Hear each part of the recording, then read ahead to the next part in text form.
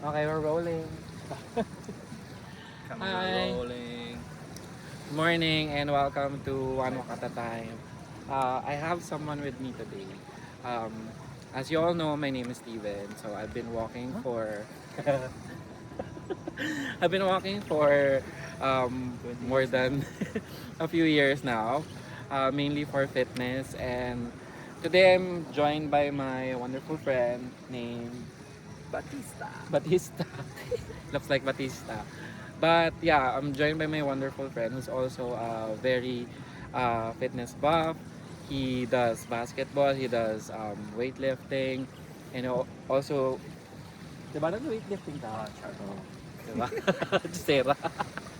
So, ayun, so today it's gonna be a sort of like a different type of vlog because I'll be asking Roger a few questions about fitness, how he manages to stay fit in a very busy schedule, and things like that. This is pretty much unplanned because we didn't plan this. He just called me. He said he wanted to join the walking. Why me? So ayun. So introduce yourself. Hi guys, my name is JR. Not Batista. We've been friends for like a while now. Yeah. 10 years siguro. Oo. Since we started working sa call center. So, ayun. Yeah. So yeah, just to add to that, since 2010 we know each other. Kumbaga parang it's been a while. Hindi kami We're good friends. Is straight, male, and we're good friends. Nagkakilala kami sa Baguio kasi we belong in one team lang kay Team Chat. Hi, Sub Chat. Basta. So ayun. Um, let's start with the interview. Well, ano yan? Podcast. So, as how old are you if you don't mind saying your age? 20-ish. Times 2. Gusto ko yung 20-ish times 2. Okay. So, given that we are at almost the same age bracket, I'm in my 30s, you're in your 40s. I'm in my 30s and you're in your 40s. No. Wrong. Tingnan mo, may white hair ka na ako, wala pa. Ang tawag mo dyan?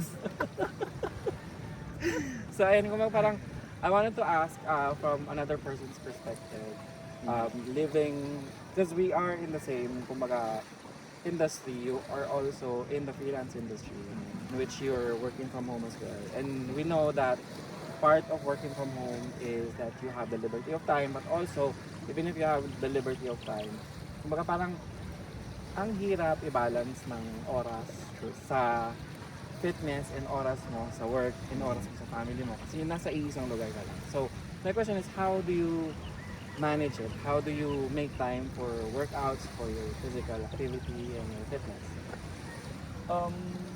As you mentioned, time management, more on time management yan. So, time blocking, kailangan naka-organize yung oras mo kung anong oras ka talaga dapat pupunta sa fitness gym or anong oras ka gagawin ito. And that becomes a daily routine na for me na ever since na every after shift dapat diretso ng gym para after ng workout pag-uwi ligo, kain, tulog, pahinga. And that has always been the norm for me. Has always been time blocking, making sure na I allot a specific time for my fitness workouts na matapos ko sa isang araw. That's great. So, kumbaga parang what you're trying to say is you become more intentional when it comes to how you spend your time. Kumbaga you organize your schedule. This time is allocated for work, this time is allocated for workouts, and other times allocated Para sa for rest. rest. That's Kasi great. kailangan din ng katawan niya. Your body needs that. Kailangan mo magpahinga. Kailangan lang kang enough rest para alam mo yun, may energy ka ulit for the next day to do the same routine. Same routine, and if you wanna exert more, at least kumbaga parang may pambalang. That's very good. Another thing is, I think we face the same situation in which we gained weight. Oy, And then, did I? you did. Huwag mong i-deny. I have pictures. ayaw ko na ilalabas. Hindi natin ilalabas yun. Pero hindi, for the purpose of, someone viewing who might be struggling to restart their fitness as well or their weight loss journey, what is your advice? What's your biggest advice in when it comes to, kumbaga parang um, tackling that block na parang ang hirap kasi mag-start. Parang ako, in my position before, na parang bago ako nag-start mag-walk ulit, bago ako na pag-decidean na gusto kong magbawas ng timbang, nahirapan ako kasi the confidence wasn't there. So, in your case, how did you handle that? In my case, it's more on discipline, self-discipline. So, kumbaga, sabi mo nga, mahirap kung mag-start. Lalo kung kumari sa kumain, ganyan pa everyday. As you gain weight, parang sabi mo, naisip mo, wala nang chance. Pero yun nga, going back, kailangan meron kong discipline. Self-discipline na kailangan. Disiplina sa pagkain, disiplina sa pagtulog. Ayun, yun lang naman ang pinaka-importante dun. But once na-start mo na yan, as the day goes along, masasanay ka na, your body will adjust din. Ayun, magagawa mo na uli yung mga normal things na nagagawa mo, like yan, yung exercise, yung malilimit mo na yung mga pagkain mo. I mean, you can eat what you want, but again, you should know the Moderation. Moderation. Correct. I agree.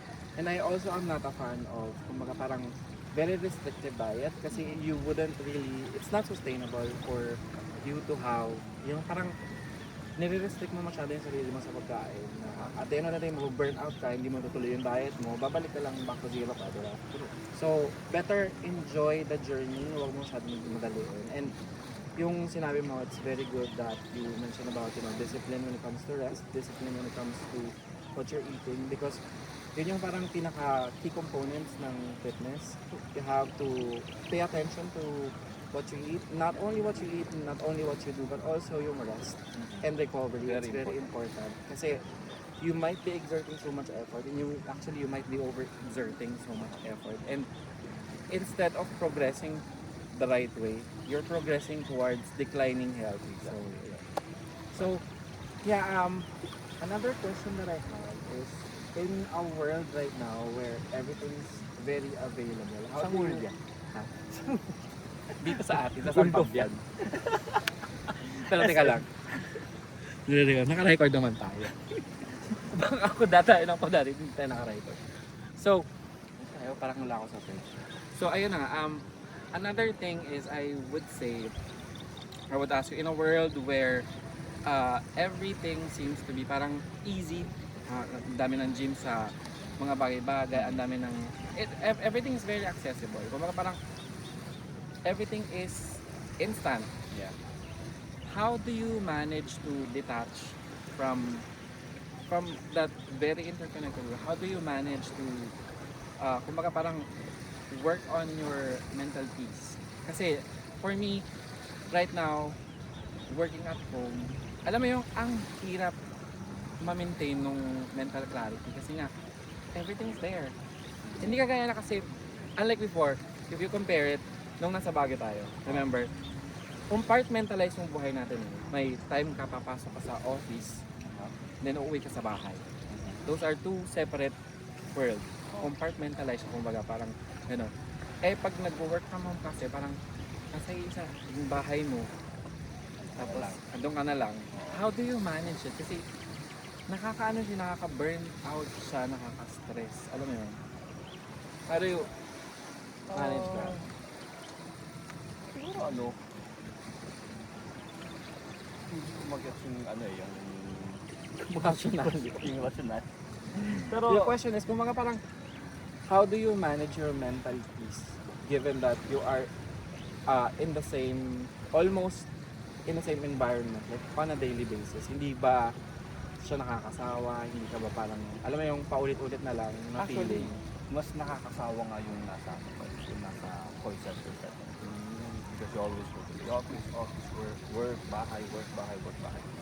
Unlike pag nasa bahay ka, you have all the time na, okay, after ng work, anong next na gagawin ko?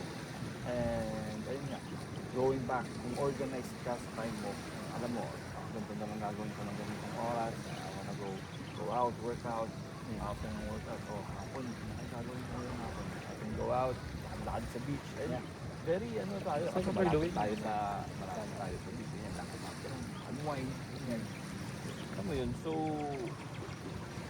nasa ano yan, sa tao yan, kung paano mo i-handle or paano ka mag-focus sa mga goals mo na gusto mo i-achieve. Para yan, mental clarity. Dito, napakaganda example, di ba? Ang ganda. Kung after work mo, maglakad-lakad ka. Di ba? Nakaka-relax siya, nakaka-decompress ng mga bagay-bagay. So, for those of you who are watching na parang, alam mo yun, nahihirapan. Parang mainit na. Oo, parang mainit na. Parang nahihirapan, kung nahihirapan kayo mag-start, don't overthink it. Kasi mostly, kaya nahihirapan is because I think we're overthinking things. And pag in-overthink mo kasi yung mga bagay-bagay, instead mag-start ka, mas you pull yourself back. Na parang alam mo yun, ang dami mong naiisip na doubt. So, just do it. Yung pinaka, I guess, masasabi ko to answer the question is, just do it. You know, find time.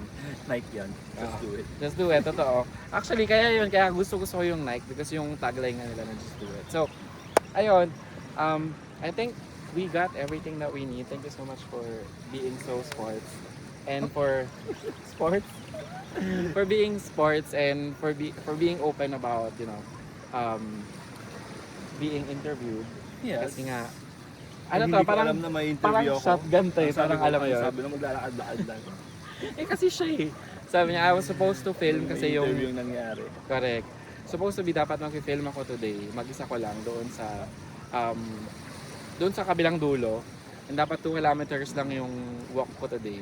But since I have my good friend here, JR, who wants to go for a walk as well, tinuloy na namin dito. And ito nga, parang it's refreshing to interview someone. Ayan, so ayun lang. I hope guys that you, kumbaga parang natuto kayo somewhat Sana may sa mga may natutunan kayo sa amin. And yeah, just keep on doing what you're doing.